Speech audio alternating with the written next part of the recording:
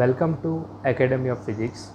વિદ્યાર્થી મિત્રો, હવે આજે આપણે એક નવો ટૉપિક જેનું નામ છે વિદ્યુત ક્ષેત્ર એટલે શું તેના વિશેની માહિતી લઈશું.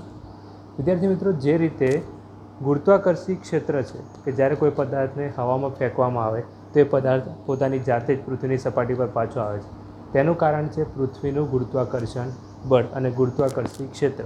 એ જ રીતે વિદ્યુત ક્ષેત્ર એટલે શું એના વિશેની આપણે માહિતી લઈશું. દાખલા તરીકે ધારો કે આપણે શૂન્ય અવકાશની અંદર એક સ્ત્રોત વિદ્યુતભાર કેપિટલ ક્યુ લઈશું, જેને આપણે સરળતા ખાતર XY પ્લેનમાં બતાવીએ છીએ.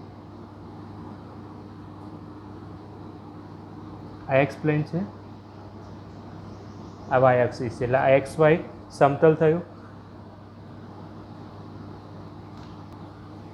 XY સમતલના ઉગમ બિંદુ O પર આપણે એક વિદ્યુતભાર લઈશું કેપિટલ ક્યુ, જેને સોર્સ વિદ્યુતભાર અથવા તો સ્ત્રોત વિદ્યુતભાર તરીકે પણ ઓળખવામાં આવે છે.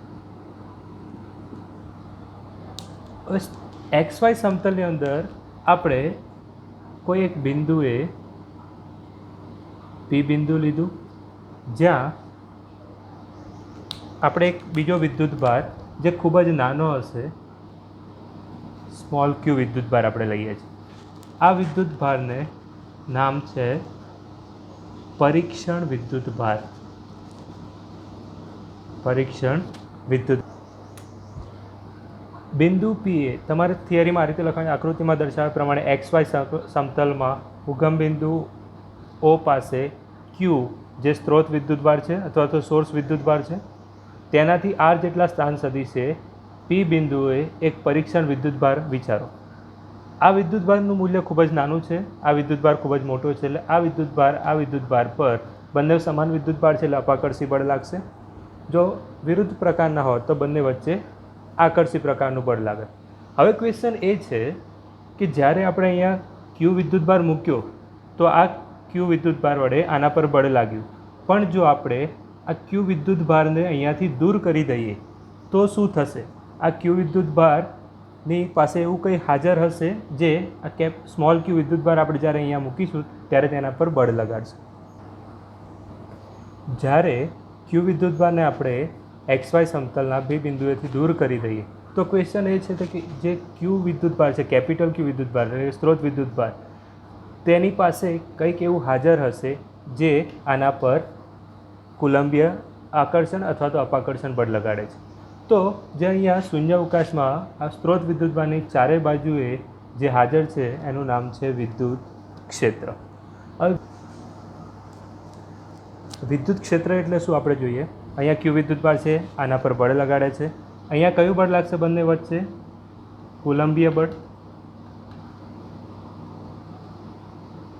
બરાબર છે. તો વિદ્યુત ક્ષેત્ર એટલે શું? કોઈ પણ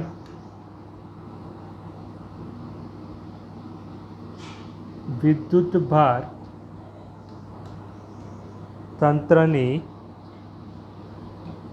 આસપાસના વિસ્તારમાં કોઈ બિંદુ પાસે, એટલે અહીંયા આપણે બિંદુ P આવશે, કોઈ બિંદુ પાસે એકમ વિદ્યુતભાર એટલે સ્મોલ ક્યુ, એકમ વિદ્યુતભાર પર લાગતા કુલંબીય બળને વિદ્યુત ક્ષેત્ર કહે છે.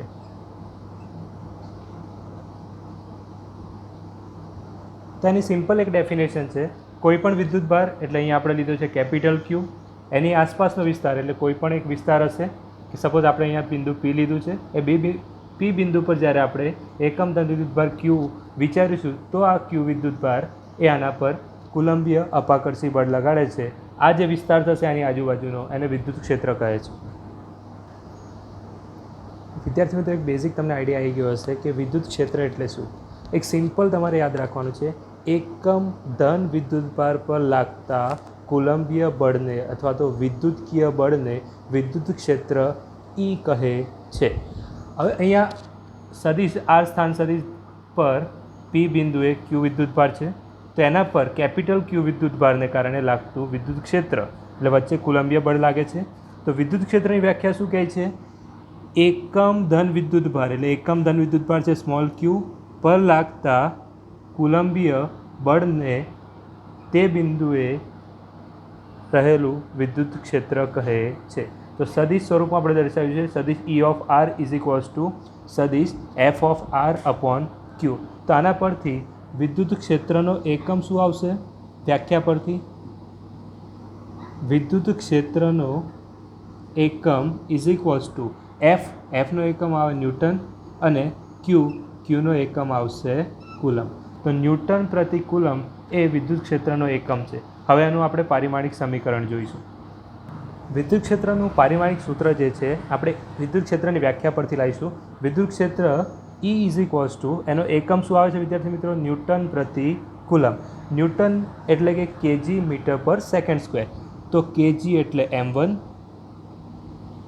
મીટર એટલે પણ L1, સેકન્ડ સ્ક્વેર ઉપર આવશે એટલે T-2 ડિવાઈડ બાય કુલમનું પારિમાણિક સમીકરણ થાય છે A1 T1. તો ફાઇનલ આપણું જે વિદ્યુત ક્ષેત્ર છે E એનું પારિમાણિક સમીકરણ ખૂબ જ ઇમ્પોર્ટન્ટ છે, તમારે યાદ રાખવાનું છે. M1 L1 આ ઉપર આવશે એટલે માઇનસ થશે, T-3 A-1 M1 L1 T-3 A-1 એ વિદ્યુત ક્ષેત્રનું પારિમાણિક સમીકરણ છે. તો આ બે વસ્તુ ઇમ્પોર્ટન્ટ યાદ રાખવાની છે. વિદ્યુત ક્ષેત્ર અથવા તો વિદ્યુત ક્ષેત્રની તીવ્રતાનો એકમ આવશે ન્યૂટન પ્રતિ કુલમ. એનું પારિમાણિક સમીકરણ આવશે M1 L1 T-3 A-1. બિંદુવત વિદ્યુતભારનું વિદ્યુત ક્ષેત્ર એનું સમીકરણ તમારે તારવવાનું છે. ફિગર મેં અહીંયા ડ્રો કરી છે.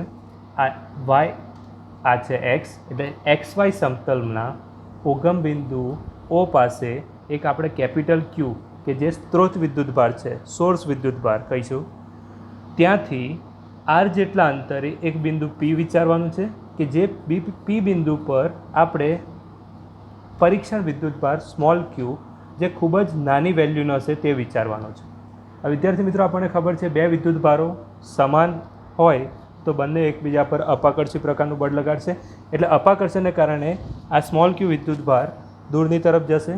તો જે દિશામાં બળ લાગશે એ જ દિશામાં વિદ્યુત ક્ષેત્રની દિશા આવશે. હવે વિદ્યુત ક્ષેત્રની વ્યાખ્યા પ્રમાણે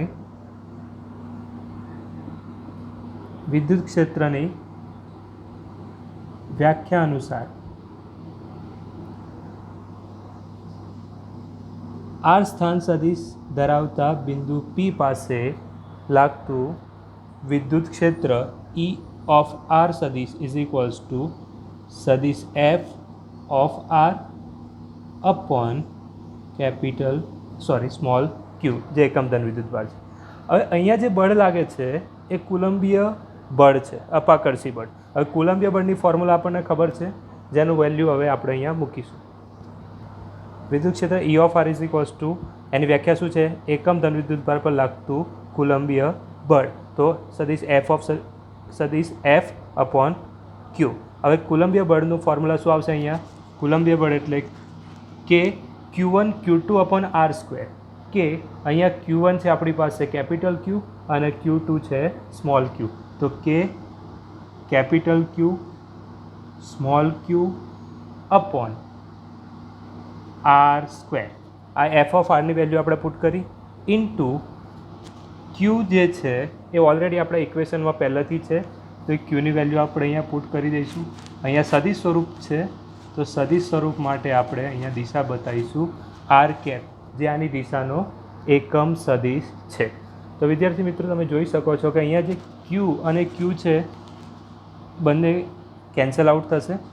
તો બિંદુવત વિદ્યુતભાર માટે ઉદ્ભવતું વિદ્યુત ક્ષેત્ર સદિશ E of r is equals to ફોર્મ્યુલાની શું આવશે?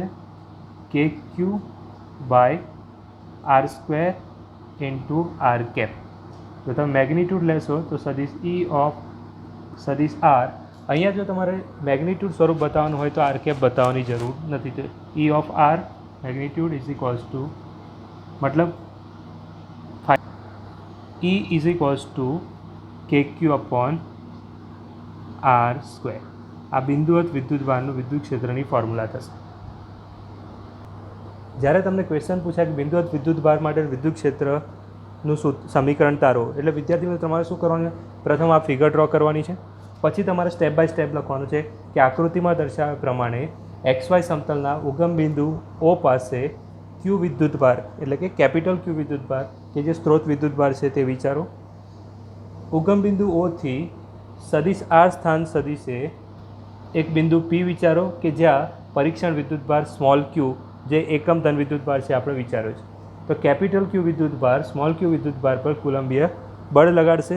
આટલું લખ્યા પછી આ સેન્ટેન્સ પર સીધા આવી જવાનું. વિદ્યુત ક્ષેત્રની વ્યાખ્યા અનુસાર સદિશ E of r is equals to સદિશ F of r upon q. F of આરની વેલ્યુ મૂકી દો, ક્યુને કટ કરો એટલે તમને ઇક્વેશન મળી જશે. એકમ સદિશ નહીં દર્શાવો તો પણ ચાલશે. લાસ્ટમાં ફાઇનલ ઇક્વેશન તમારું કે ક્યુ અપોન આર સ્ક્વેર.